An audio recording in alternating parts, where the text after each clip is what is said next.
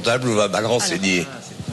Et maintenant, il faut prouver qu'elle est cotisée. Alors comment on fait quand... J'ai vécu dans l'ombre du chef d'entreprise en ayant fait 14 heures par jour pendant 7 ans. Et j'ai perdu 7 années de trimestre, comme nos mamans à l'époque qui faisaient la comptabilité de l'entreprise et qui se sont retrouvées avec 600 euros par mois. Non, quand on achète une boulangerie, on n'a pas forcément les moyens de sortir 2 salaires.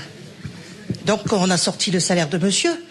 Et moi je suis restée dans l'ombre, derrière la caisse, à faire la comptabilité, etc. Vous avez divorcé ensuite de monsieur ? Oui. Et dans le jugement, on n'a pas pris en compte le fait que vous avez été conjoint collaborateur ?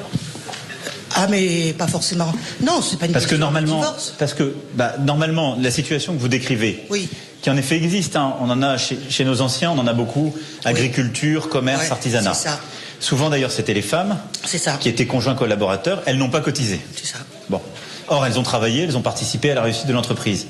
Alors quand on est à la retraite ensemble, quand les couples sont ensemble à la retraite ensuite, aujourd'hui, bien souvent, ce qu'on dit, c'est qu'il faut que le conjoint collaborateur, qui du coup n'a pas de droit, aille au minimum vieillesse. Bon.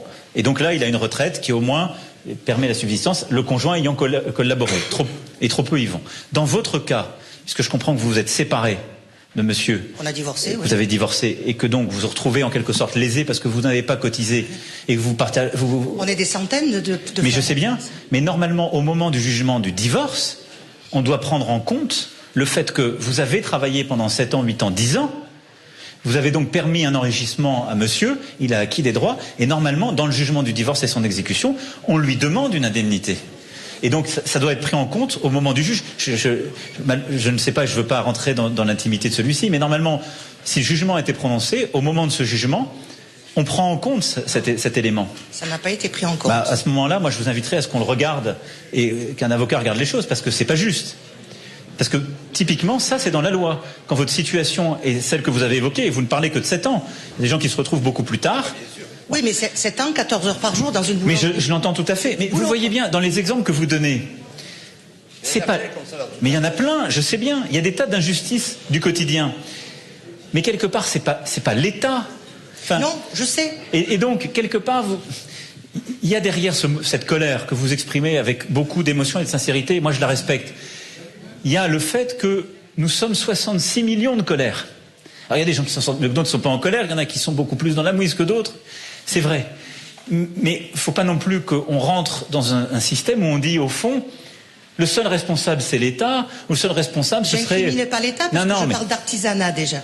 Donc je ne sais pas où est-ce qu'il faut que... La seule réponse que je peux avoir au cas que vous évoquez, c'est une réponse qui est individuelle. Je ne vais pas vous dire que je vais d'un coup de baguette magique changer tout le système. C'est... Les gens qui sont comme vous quand ils sont à la retraite, les emmener vers les minima, souvent ils vivent avec moins que les minima, parce qu'ils oublient ou ils ne veulent pas demander leurs droits. Et dans votre cas particulier, c'est de s'assurer qu'on a un jugement qui vous a bien protégé, s'il a été prononcé. Manifestement, non. Bon, c'est peut-être ça qu'il faut. C'est ça qu'il faut le regarder. Il faut le regarder mais moi, on va regarder avec vous, parce qu'il y a des gens qui sur ce sujet-là, sont... Il y a des défenseurs des droits sur le territoire qui font remonter ces dossiers. Donc là, vous êtes là, vous m'en parlez, on va le faire remonter, on va le regarder.